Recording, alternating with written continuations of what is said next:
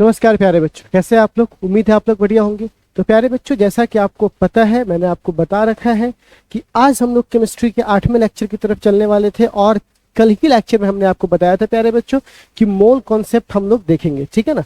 तो इस mole concept बहुत ही ज्यादा बेहतरीन और अच्छा टॉपिक है। तो अब सवाल आता है, आखिर ये टॉपिक इतना इंपॉर्टेंट क्यों है सर। देखिए, इसकी कहानी मैं आपको समझाता हूँ।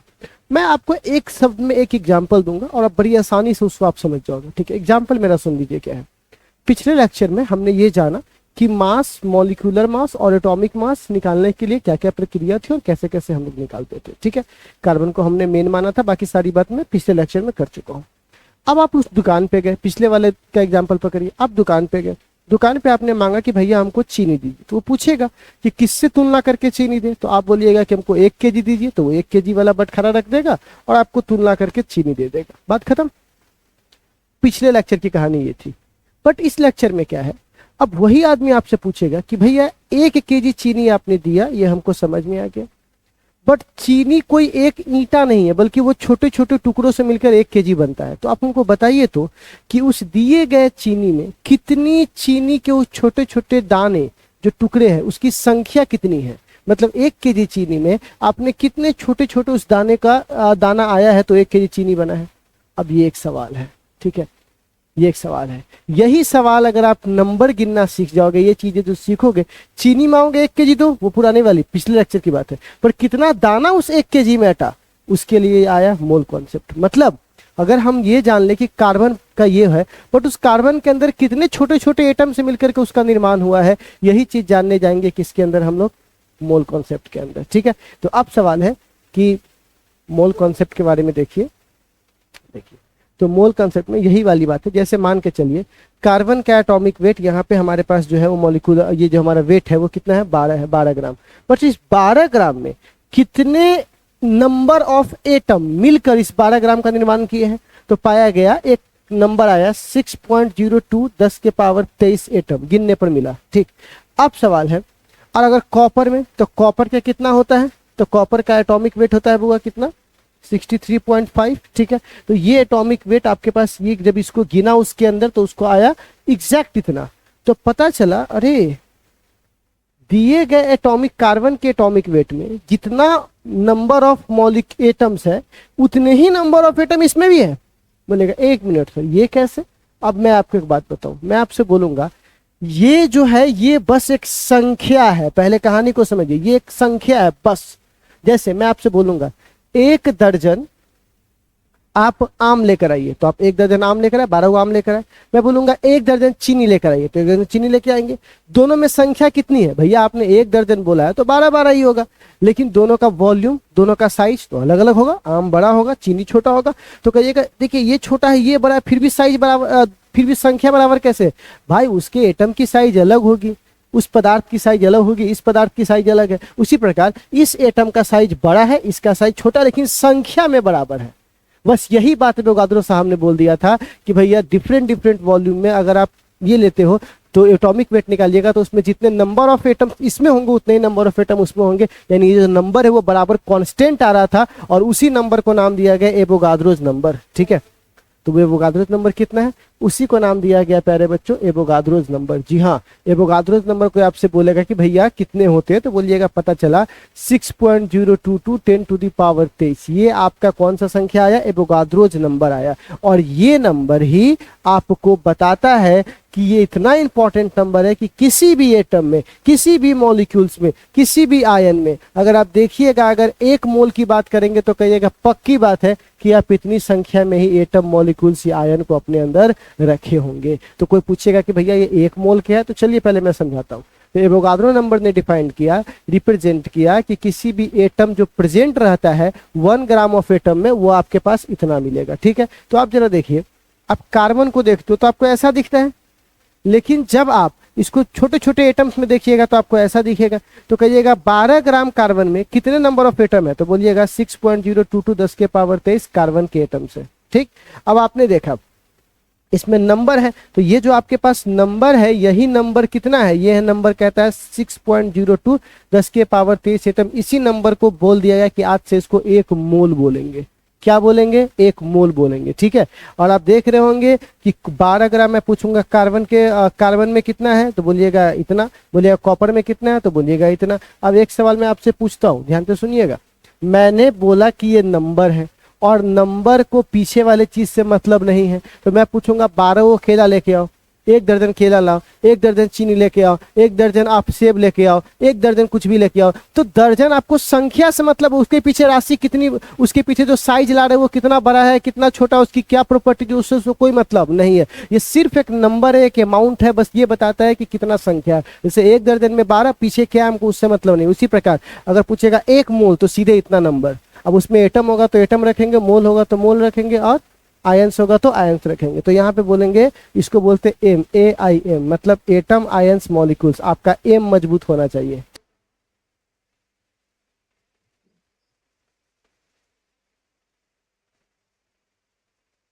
तो समझ में आ चुका है कि हम लोग 1 मोल को क्या बोलेंगे, एक संख्या की तरह गिनेंगे। ठीक है, अब एक सवाल मेरे सामने है कि a mole of hydrogen, 1 mole hydrogen में हाइड्रोजन के कितने एटम होंगे, तो इतने होंगे 6.02 × 10⁻23। याद रखिएगा, इतने एटम होंगे हाइड्रोजन के। अब एक सवाल है, 1 मोल ऑफ हाइड्रोजन मॉलिक्यूल्स, देखिए एटम में बोला तो इतने हाइड्रोजन के एटम है, ठीक।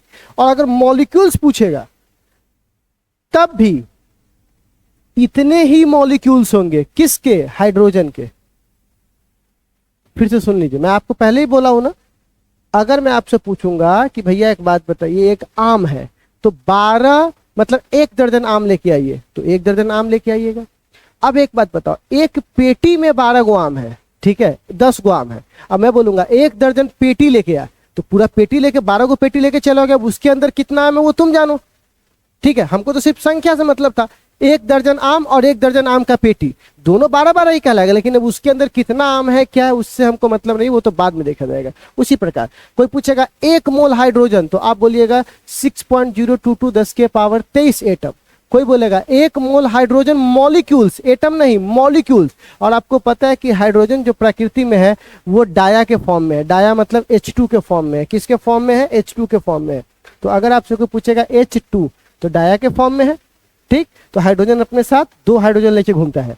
तो अगर इस मॉलिक्यूल्स में देखिएगा तो इतने मॉलिक्यूल्स है, लेकिन अगर आप इसको एटम में तोड़िएगा तो 1 हाइड्रोजन एटम के अंदर 1 एटम, लेकिन 1 हाइड्रोजन मॉलिक्यूल्स के अंदर 2 हाइड्रोजन। तो 1 हाइड्रोजन के पास आप देखिएगा, 1 हाइड्रोजन के पास नंबर ऑफ एटम कितने होते हैं, 6.022 10⁻23। तो 2 हाइड्रोजन एटम के पास कितने होंगे, ये 1 हाइड्रोजन एटम का है और इस ऐसे ऐसे 2 है, तो 2 से मल्टीप्लाई कर देंगे तो हमारे पास ये आ जाए। क्यों ऐसा आएगा, क्योंकि 1 हाइड्रोजन मॉलिक्यूल्स में 2 एटम होते हैं हाइड्रोजन के, जो मैं बता चुका हूं H2 में। सेम अगर मैं आपसे पूछूंगा 1 मोल ऑक्सीजन मॉलिक्यूल्स में, तो सबसे पहली बात एक बात बताइए, 1 मोल ऑक्सीजन मॉलिक्यूल्स में इतने संख्या में मॉलिक्यूल्स होंगे किसके, ऑक्सीजन के, 6.022 10⁻23। मैं शुरू से बोल रहा हूं, 1 मोल सुनना, सीधे इतना संख्या बता देना, ठीक है। 1 मोल, इतना संख्या को 1 मोल माना गया, जैसे 12 को 1 दर्जन माना गया, बिल्कुल सिमिलरली है। तो प्यारे बच्चों, लेकिन ये मॉलिक्यूल्स बोल रहे हो और ऑक्सीजन रहता है किस फॉर्म में, O2 फॉर्म में, है ना। और जब ऑक्सीजन O2 फॉर्म में है तो ऑक्सीजन के कितने एटम है, एक मॉलिक्यूल्स के अंदर ऑक्सीजन के कितने एटम है, तो 2 एटम है, ठीक। तो आप बताइए इसको किससे, अगर मैं पूछूंगा मॉलिक्यूल्स लेना है तब तो इतना होगा, लेकिन हमको क्या लेना है, एटम, किसका, ऑक्सीजन का। तो आपको पता है ना, एक ऑक्सीजन मॉलिक्यूल्स के अंदर 2 एटम होते हैं, तो 2 से मल्टीप्लाई करना पड़ेगा, इसे सिंपल। किससे मल्टीप्लाई करना पड़ेगा, 2 से, ठीक। अब आपसे कोई पूछेगा 1 मोल सैंड, सैंड मतलब बालू, कितने पार्टिकल होते हैं, तो इतने पार्टिकल होते हैं सैंड के, छोटे छोटे कण। 1 मोल चीनी, तो इतने नंबर होंगे चीनी के। 1 दर्जन चीनी तो 12 को होगा, लेकिन 1 मोल तो 6.022 10⁻23, बिल्कुल दर्जन मोल वो 12 होता है, ये इतना होता है, बस बात यही है, ठीक है। 1 मोल ऑफ इलेक्ट्रॉन्स, तो इतने नंबर ऑफ इलेक्ट्रॉन्स हो जाएंगे, बेसिक सी बात है, ठीक है। तो इतनी बात आई थिंक आप लोग समझ में आ चुके होंगे कि हम 1 मोल के लिए कितने संख्या को लेते हैं, ठीक है प्यारे बच्चों। इतना समझने में कोई आपको डाउट हो, कोई दिक्कत हो, कोई तकलीफ हो, कोई परेशानी हो तो आप हमसे शेयर करें, नहीं है, चलिए अब आगे बढ़ते हैं। अब सवाल है कि 1 मोल कितना बड़ा होता है, 1 मोल आखिर कितना बड़ा होता है। तो प्यारे बच्चे बहुत सिंपल सी बात है, ठीक है, कि आपको मैं बता दूं कि इस धरती पे कितना पानी है, अगर लीटर में देखो तो तो यही इतना ही पानी, इसको मैं बोल सकता हूँ इकाई 1 2 3 4 5 6 7 8 9 10 11 12 13 14 15 16 17 18 19 20 21 22 23। तो आप इसको लिख सकते हैं 6.022 10 के पावर 23। तो यही ना नंबर हमारे लिए 1 मोल था, ठीक, एवोगाद्रो नंबर कहते थे उसको, लेकिन 1 मोल में इतने जो भी होंगे। तो 1 मोल समझिए पूरी दुनिया पर कितना वाटर है, तो बोलिएगा 1 मोल, इतने नंबर ऑफ वाटर्स है, ठीक है। अब कहिएगा धरती का एज सेकेंड में गिने तो इतना। आप बताइए डिस्टेंस धरती से लेकर के सन तक का सेंटीमीटर में, तो इतना। तो आपको क्या लग रहा है 1 मोल कोई छोटी मोटी राशि है? नहीं भाई, बहुत बड़ी राशि है, समझ रहे हो। धरती की उत्पत्ति, यहाँ से सूरज, पूरा समंदर नाप दिए, आप क्या चाहिए, ठीक है। तो इतनी बड़ी क्वांटिटी को हम लोग क्या बोलते हैं, 1 मोल, ठीक है। तो चलिए अब आगे बढ़ते हैं। अब 1 मोल के मैं आपको 3 डेफिनेशन दूंगा और एक फाइनल डेफिनेशन दूंगा रियल वाला। तो सबसे पहली बात, 3 डेफिनेशन क्यों जरूरी है? क्योंकि एक बार हम किसी को ग्राम में मापेंगे, एक बार हम किसी को नंबर में मापेंगे, और एक बार हम किसी को मापेंगे तो उसके लीटर में, उसकी वॉल्यूम में। 3 तरीके से मापेंगे तो 3 डेफिनेशन से आपको एकदम क्रिस्टल क्लियर हो जाएगा अलग अलग करके। और लास्ट में सबको मिला के जनरल डेफिनेशन दे देंगे जो दुनिया में चलता है, ठीक है। तो जरा समझिएगा, ये कहता है फर्स्ट डेफिनेशन बताइए मास का, मास के टर्म में। तो ये कहता है a mole is defined as the amount. मैं पहले ही बोला कि ये एक अमाउंट है, ये एक संख्या है, ये एक क्वांटिटी है, नंबर एक तरह से। तो जो अमाउंट है किसका, किसी सबस्टांस का, ठीक, विच है, जिसका मास जो है वो इक्वल है, उसका मास इक्वल है किसके, ग्राम एटॉमिक मास, ठीक है, किसी सबस्टांस का, या ग्राम मॉलिक्यूलर मास, किसी मॉलिक्यूल्स का, ठीक है। जो ये अमाउंट बताता है कि कोई किसी सबस्टांस का जो मास है वो इक्वल होता है ग्राम एटॉमिक मास का एटम के लिए, या ग्राम मॉलिक्यूलर मास मॉलिक्यूल्स के लिए। कैसे? तो चलिए मैं समझाता हूं। 1 मोल कार्बन एटम, इसका मतलब होता है 12 ग्राम। एक कार्बन में कितना एटॉमिक मास होता है, तो 12 ग्राम, ठीक है। फिर आपसे पूछेगा 1 मोल ऑफ सोडियम एटम, 1 मोल कितना, तो इसका एटॉमिक मास कितना है सोडियम का, 23 ग्राम। यही बात ये कह रहा था, किसी सबस्टांस का जो मास है वो बराबर होगा किसके, ग्राम एटॉमिक मास के। तो ग्राम एटॉमिक मास आपको दिख नहीं रहा है 23 ग्राम। अच्छा, आपको पूछेगा ऑक्सीजन का, ऑक्सीजन 1 मोल, तो ये किसके बराबर कह रहा है, ग्राम एटॉमिक मास के। तो बताइए ऑक्सीजन का ग्राम एटॉमिक मास कितना होता है, 16 ग्राम। पिछले वाली यही कहानी थी, ठीक। अब अगर एटम होगा तो एटम लिखेंगे, और मॉलिक्यूल्स होगा तो मॉलिक्यूल्स लिखेंगे। तो कोई पूछेगा 1 मोल ऑक्सीजन मॉलिक्यूल्स, यानी O2 की बात कर रहा है ये, तो कह रहा है कितना, तो एक बताओ, ऑक्सीजन का होता है 16, लेकिन 2 O है, तो यहाँ पर क्या बोलेंगे, 32 ग्राम मॉलिक्यूलर, ठीक।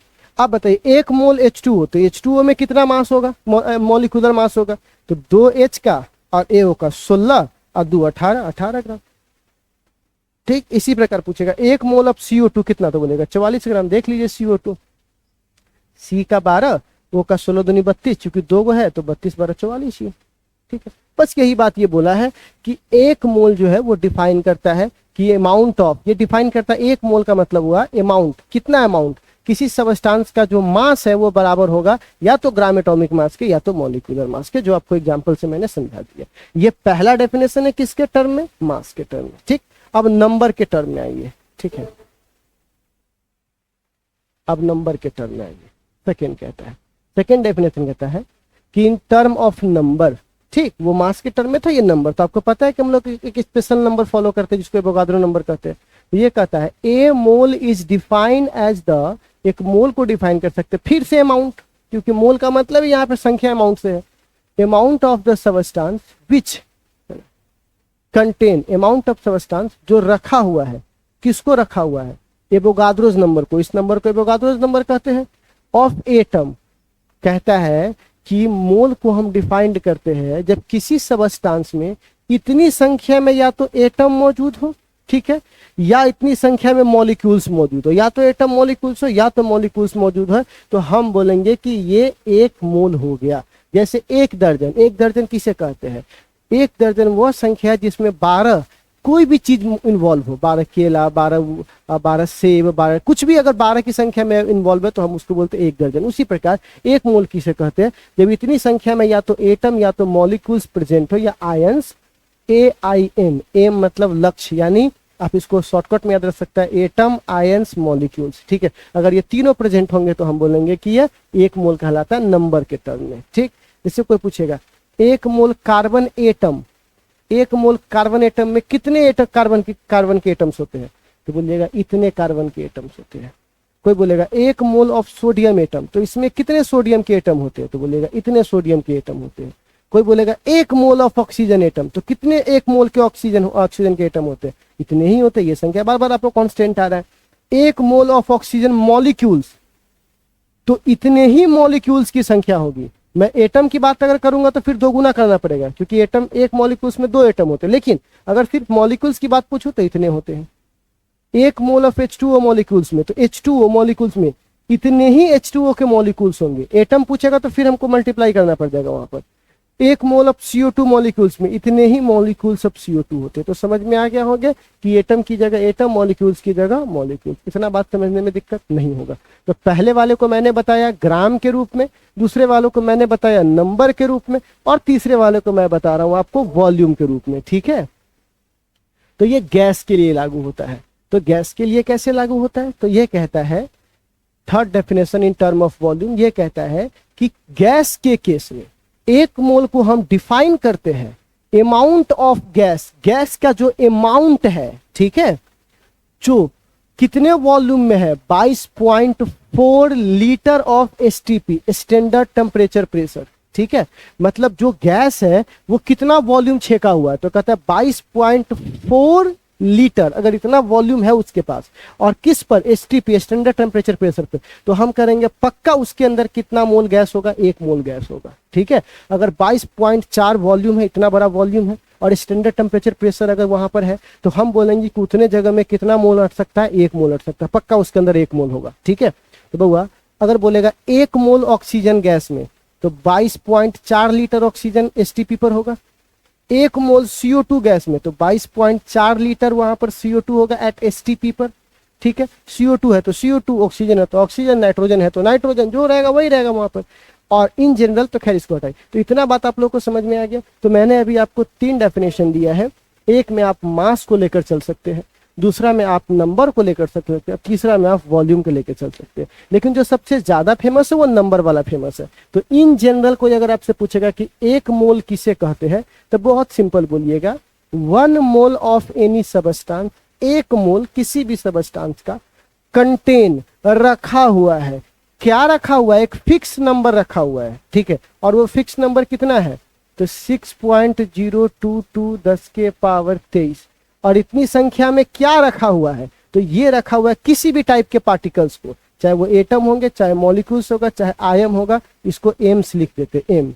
ठीक है ना, एटम, आयंस, मॉलिक्यूल्स। ठीक है, तो कह सकते हैं अगर कोई 1 मोल किसी सबस्टांस का, उसको बोलेंगे जो कंटेन किया हुआ इससे बोगाद्रो नंबर ऑफ एटम, मॉलिक्यूल्स या जो भी उसके पीछे लगा हो, उसको उतना अगर संख्या में रखेगा तो हम बोलेंगे कि ये 1 मोल कहलाता है। तो क्या आपको 1 मोल के बारे में कोई डाउट बचा हुआ है तो बताइए। नहीं सर, ये एक संख्या है।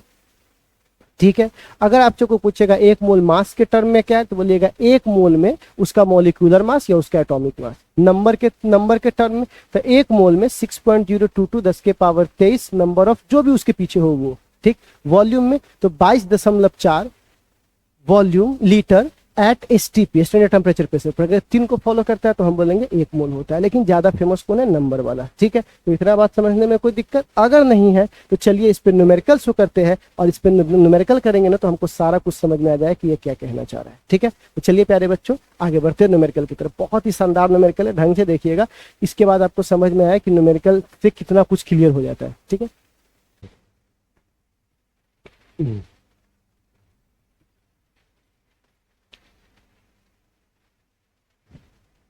तो चलिए सबसे पहला हमारे पास क्वेश्चन ये रहा। सबसे पहला क्वेश्चन क्या कहता है, बड़ा इंटरेस्टिंग क्वेश्चन है, ध्यान से देखिएगा। ये कहता है the calculate the mass of, हमको मास कैलकुलेट करने के लिए कह रहा है। किसका कह रहा है, तो कह रहा है एटम ऑफ सिल्वर का। तो चलिए सबसे पहली बात हम लोग ये देखते हैं। ठीक है ना, 1 mole of silver, 1 mole silver के पास कितना मास होता है, तो अगर तुम मास की परिभाषा मोल में देखोगे तो याद करो पहला डेफिनेशन मैंने बोला था ना, उसके एटॉमिक मास के बराबर। मैंने आपसे बोला था कि नहीं बोला था, उसके एटॉमिक मास के बराबर। तो आप बताइए सिल्वर का एटॉमिक मास कितना होता है?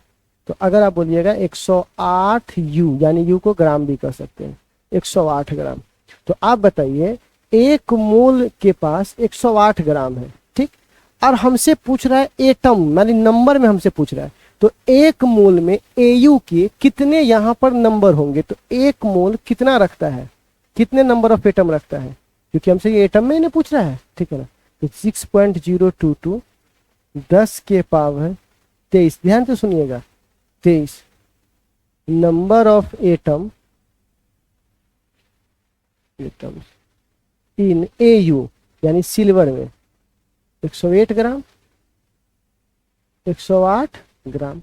तो आप बताइए एक एटम में, क्योंकि हमसे एक एटम ना पूछ रहा है, एन एटम, एन मतलब एक एटम, ठीक है ना, एक एटम इन एयू में कितना मास है? तो बोल सकते 108 और बट्टा, ठीक है, जो ये संख्या है वो नीचे 10 के पावर 23 ग्राम। ठीक, बहुत ही सिंपल सवाल है। अगर आपसे पूछता है एक मोल में इतने ग्राम, मतलब इतना नंबर ऑफ एटम मिलाकर इतना ग्राम पुराता है, तो एक कितना पुराएगा? तो इसको भाग दे देंगे, तो ये हमारे पास आ जाएगा कितना। तो इसको काट के देखिए, तो 10 के पावर 23 ऊपर, तो ये -23 हो जाएगा, और 108 को 6 से काटिएगा तो ये आ जाएगा लगभग इतना आ जाएगा, ठीक है। दशमलव को खसकाओगे तो ये अप्रोक्सीमेट में आ जाएगा, ये वो घट जाएगा तो हो जाएगा 22 ग्राम, ठीक है। तो इतना हमने निकाला, किसका निकाला? तो सिल्वर का निकाला, ठीक है, सिल्वर के एक एटम का। तो आई थिंक आपने समझ लिया होगा, क्योंकि इस पे आपको नीचे डीपीपी मिलने वाला है। आपको पता है ना, हर लेक्चर के नीचे डीपीपी होता है, तो उसको जाके आपको सॉल्व करना होता है, ठीक, ओके। अब हमको तो इतना समझने में कोई दिक्कत नहीं है। चलिए अब बात करते हैं, ठीक है, कि सर एटम का निकाल दिया, हमको एक मॉलिक्यूल का चाहिए, किसमें? कार्बन डाइऑक्साइड में, ठीक है। अब देखिए एटम का हो गया, आप मॉलिक्यूल्स की बात करो, वो भी कार्बन डाइऑक्साइड में। तो पहली बात हमको ये बताइए, एक मोल ऑफ CO2, एक मोल CO2 के पास कितना मॉलिक्यूलर मास होता है? तो आप ये आराम से निकाल सकते हैं। कैसे निकालिएगा? तो CO2 है, ठीक है, कार्बन डाइऑक्साइड, C का होता है 12, आपको मैं चार्ट लिखवाया हुआ हूँ पीछे, है ना, 12, और ऑक्सीजन का होता है 16, लेकिन चूंकि 2 है तो 2 गुने 16, तो 16 दूनी 32 अब प्लस 12, तो ये कितना हो जाएगा? 44 ग्राम। तो कितना ग्राम हो जाएगा? 44 ग्राम।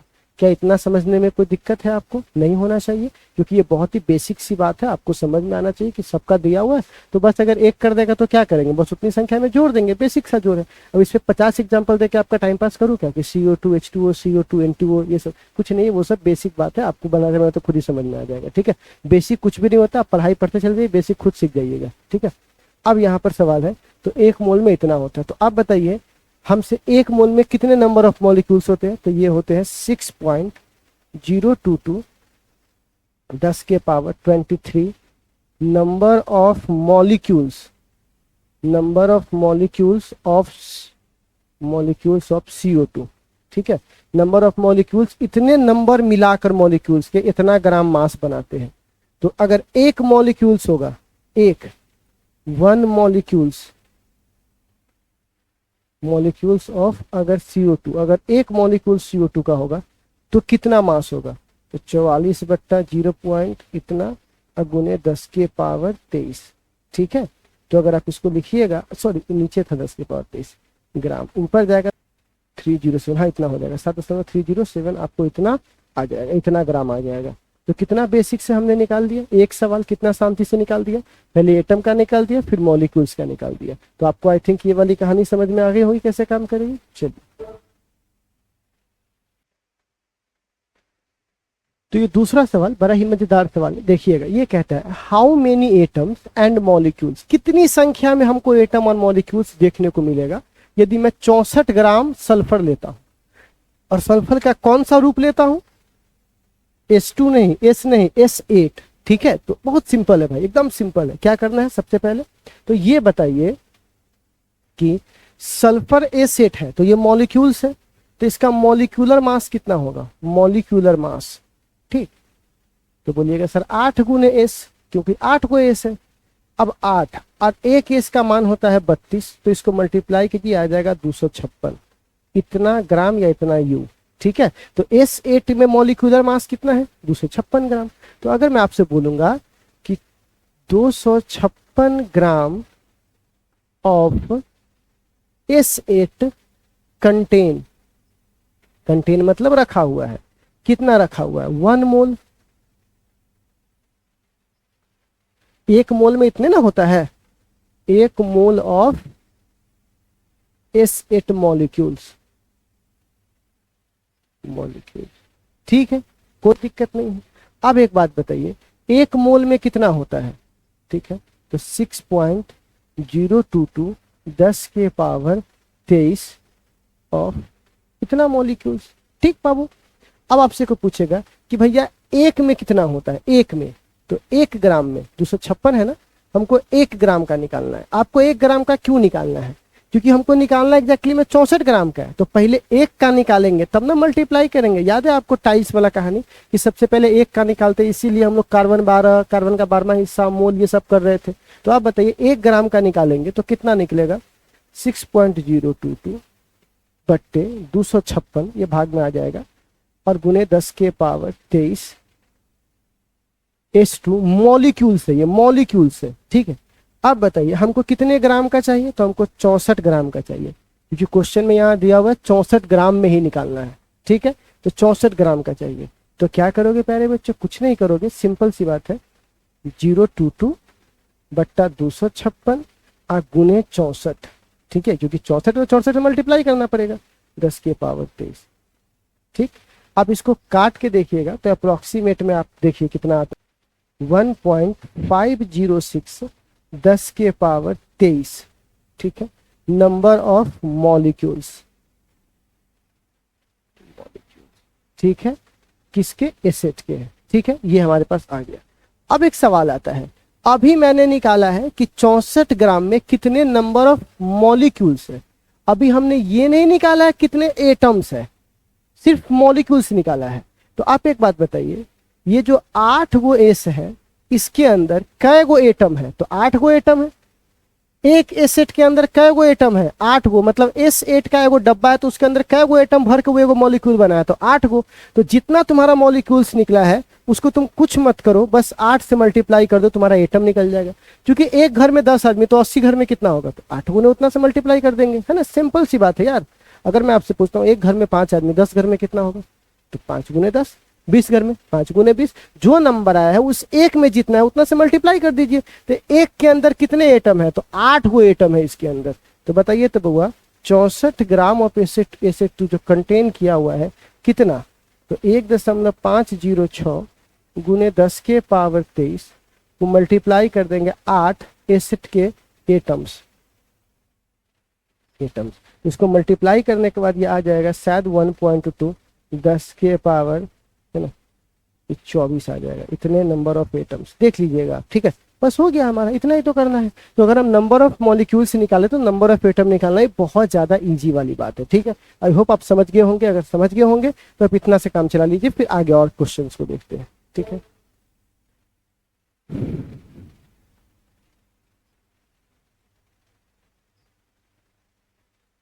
चलिए अब यहाँ पर हमारे सामने एक बहुत अच्छा क्वेश्चन है, which of the following pairs, इसमें से कौन सा पेयर है जिसका सेम नंबर ऑफ मॉलिक्यूल्स है। ठीक है, सेम नंबर ऑफ मॉलिक्यूल्स। देखिए अब ये कौन सा पेयर है, तो कह रहा है 16 ग्राम ऑफ O2। तो पहले आप ये बताइए, ठीक है, यहाँ पे बोलेंगे 1 मोल ऑफ O2। तो बताइए 1 मोल O2 के पास कितना ग्राम होगा, तो आप बोलिएगा सर O के पास होता है 16, तो इसका जो मॉलिक्यूलर मास होगा वो तो 32 ग्राम होगा। नहीं होगा, बोलिए तो बुआ, 1 मोल के पास O2 के पास 32 ग्राम है। तो बताइए 1 ग्राम के पास कितना होगा, तो आप कहिएगा 1/32 मोल। ठीक, अच्छा, आप कहेंगे 16 ग्राम के पास, क्योंकि हमसे 16 दे रहा है, तो कहिएगा 16 से मल्टीप्लाई करना पड़ेगा। अगर 1 का इतना है तो 16 से 16 के लिए मल्टीप्लाई, तो आपको नहीं लगता है कि इसमें आ जाएगा 1/2 मोल, यानी हाफ मोल आया है। तो आप बताइए O2 में कितना मोल है? हाफ। चलिए नाइट्रोजन में देखता हूँ। ठीक, तो नाइट्रोजन में देखिए तो 1 मोल ऑफ नाइट्रोजन N2 है ना, 1 मोल N2 में, तो नाइट्रोजन का होता है 14, 14 दूनी, क्योंकि 2 गो है यहाँ पर, तो 32 मॉलिक्यूलर मास से सही नहीं निकलेगा, है ना, 14 दूनी 32। मॉलिक्यूलर मास बहुत सिंपल है निकालना, ठीक है, बहुत सिंपल है। कोई भी जो मॉलिक्यूल्स जब वो एटम से बना होगा तो बस मल्टीप्लाई में है तो उतना एक एटम का लिख के उससे मल्टीप्लाई कर देंगे। तो बताइए यहाँ पर 1 ग्राम का कितना निकलेगा? तो 1 ग्राम का निकलेगा 1/32 मोल। ठीक है, अच्छा सॉरी 14 था ना, सॉरी यहाँ पे 14 होता है, तो 14 दूनी 28 ना होगा यहाँ पे, सॉरी यहाँ पे गलती से 32 लिखा गया, वो 14 दूनी 28। ठीक है, तो यहाँ पर कितना हो जाएगा? 28। ठीक है, अब सवाल है हमसे 14 का बोल रहा था, 14 का, तो 14 ग्राम का कैसे निकालेंगे? तो मल्टीप्लाई करना पड़ेगा, काटिएगा तो कितना आ जाएगा? 1/2 मोल। अब आप ध्यान से देखिए, इसका भी 1/2 मोल है, इसका भी 1/2 मोल है, दोनों का मैच कर रहा है, तो मतलब इस पेयर का जो नंबर ऑफ मोल है वो क्या है? सेम है। ठीक है ना, सेम नंबर ऑफ मॉलिक्यूल्स यहाँ पर प्रेजेंट है, बाकी सब में नहीं है। बाकी सब में आप करके देख लीजिए, इसी प्रकार सब करके चेक कीजिए, आपको किसी का भी बराबर नहीं मिलेगा। ठीक है, तो चलिए इतना बात आप लोगों को समझ में आया। ठीक है, आप इसमें करके चेक कीजिएगा, देखिएगा बराबर नहीं आएगा। ठीक, इसमें भी हाफ मोल, इसमें भी हाफ मोल। ठीक है, ओके। चलिए, ये नीट का क्वेश्चन है, 2015 में पूछा हुआ है, बहुत अच्छा क्वेश्चन है, बहुत इजी भी है। ये कहता है कि किसमें मैक्सिमम नंबर ऑफ वाटर के मॉलिक्यूल्स होंगे? तो पहली बात 18 मॉलिक्यूल्स में, 18 मॉलिक्यूल्स में। ठीक है, तो सबसे पहली बात इसको कैसे निकालेंगे? तो आपको पता है 1 मोल में कितने होते हैं? 10⁻23 नंबर ऑफ मॉलिक्यूल्स, तो ये हो जाएगा 1 इतना। ठीक, अब आपसे 18 पूछ रहा है, तो 18 मॉलिक्यूल्स, तो 1/6.022 10⁻23 गुने 18। ठीक, तो ये कीजिएगा तो बहुत छोटा आ जाएगा, 1 मोल से बहुत छोटा आ जाएगा, बहुत छोटा आ जाएगा। ठीक है ना, तो ये आपसे पूछ रहा है कि नंबर ऑफ वाटर मॉलिक्यूल्स। ठीक है ना, तो यहाँ पे ये बहुत छोटा आ जाएगा। दूसरा में देखिएगा, इतना ग्राम वाटर, ये भी बहुत छोटा है। 18 ग्राम, इसमें 1 मोल होगा, वाटर का कितना होता है? H2O, है ना, तो 18 ग्राम में तो समझिए 1 मोल होगा, और इसमें 18 मोल्स दिया हुआ है, तो 18 मोल्स, समझ रहे हो, 18 मोल्स का मतलब होता है 18 और 1 मोल में हुआ इतना।